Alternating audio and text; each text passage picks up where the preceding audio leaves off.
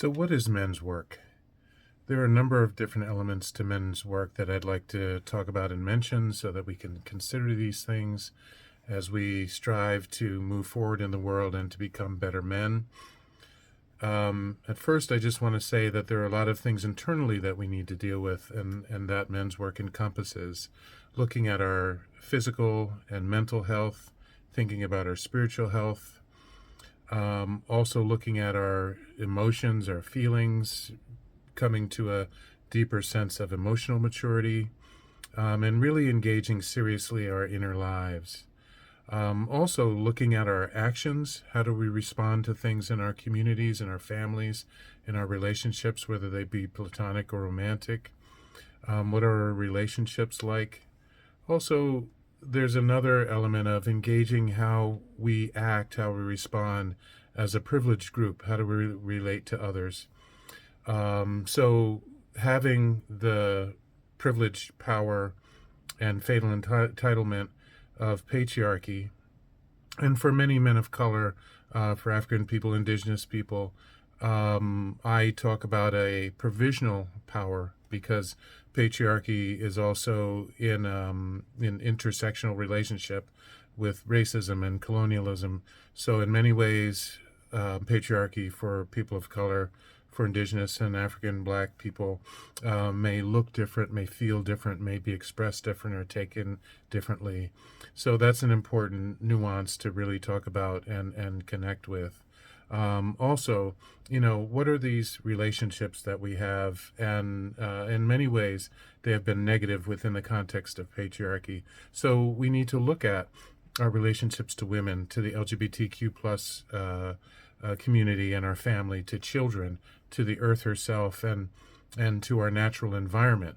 How do men relate to that, and what are the trends of how men connect to the earth or to destroy the earth, if you will?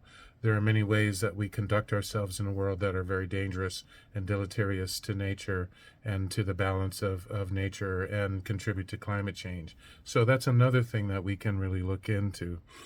We have to really interrogate the nature of men's violence against marginalized population and ourselves, because that's another piece of this, that men statistically create and commit at least 85% of all kinds of violent crimes and violence within many, many cultures across the globe. So we really have to look at why that is and how we relate to that and how we push back at that, how we become more active and more aware in making sure that we are not complicit with those systems of violence and that we can move forward in a way that shows we are, to ourselves and to others around us, that we are trying to be better men.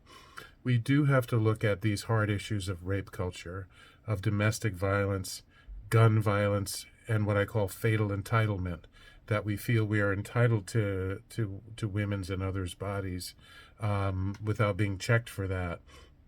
There's a current thing going around after the 2024 election in the United States of America, American settler colony, statements that are being made by boys and by men that says, "Your body, my choice," which is a very threatening, violent statement of what I call fatal entitlement, or men's entitlement to women's bodies and other people's bodies and their belongings and resources. So I think this is something we need to really take seriously. This affects other people around us, and it affects also other men. We also need to look at the gifts of manhood.